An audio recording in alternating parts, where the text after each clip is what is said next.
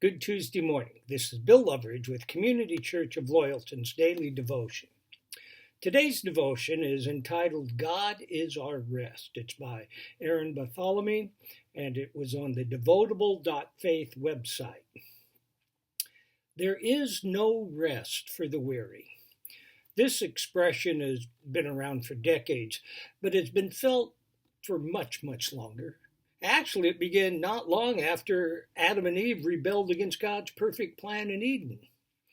In the garden, work was easy. Plants grew without effort, and Adam's only task was to pick the fruit. After his disobedience, the work would change forever. Genesis 3:17 through 19. And to Adam he said, because you have listened to the voice of your wife and have eaten of the tree of which I commanded you, you shall not eat of it. Cursed is the ground because of you. In pain you shall eat of it all the days of your life. Thorns and thistles it shall bring forth for you, and you shall eat the plants of the field. By the sweat of your face you shall eat bread till you return to the ground. For out of it you were taken, for you are dust, and to dust you shall return. This world doesn't let up for a minute. Every moment is filled with one task or another, an endless cycle of deadlines and schedules vying for our attention and pulling us in dozens of directions at once. Bosses, children, spouses, friends, and organizations all expect a certain amount of undivided focus from us at any given time. And it seems our moments of respite and rest are increasingly few and far between. Jesus' disciples felt this on a spiritual level.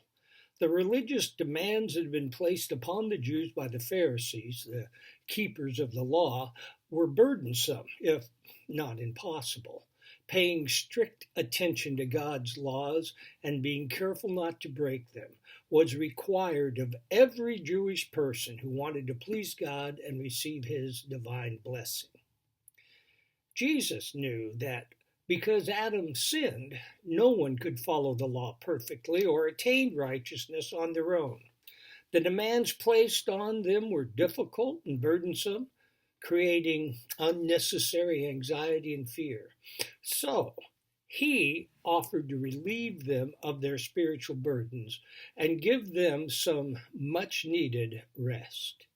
Matthew 11:28 through 30. Come to me, all who labor and are heavy laden, and I will give you rest. Take my yoke upon you and learn from me, for I am gentle and lowly in heart, and you will find rest for your souls. For my yoke is easy and my burden is light. A yoke was a wooden crossbeam that coupled two oxen together in a plow field. As long as both animals were similar in strength and height, the plow would work effortlessly and the soil would be tilled. If, however, one of the oxen was smaller or incapable of pulling such a heavy weight, the tilling would suffer until the animal was replaced with a stronger one.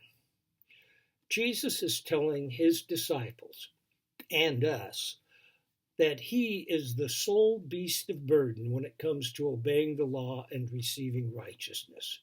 We are incapable of pulling that load on our own, and the yoke on our necks is only weighing us down and causing us pain and injury. His yoke is light because he has taken the full weight of it upon himself. Our job is to simply walk beside him as he plows the fields of our heart. He has done the work so that we may rest in him. Jesus, too often I take your work on the cross for granted.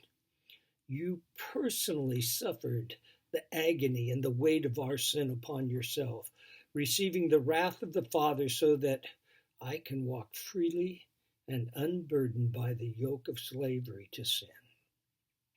Help me to rest in that work and surrender all areas of my life to you today. Amen. Something to chew on. In what areas of your life are you struggling to bear your own weight instead of surrendering it to Jesus? I'll be back tomorrow with another devotion. Be blessed.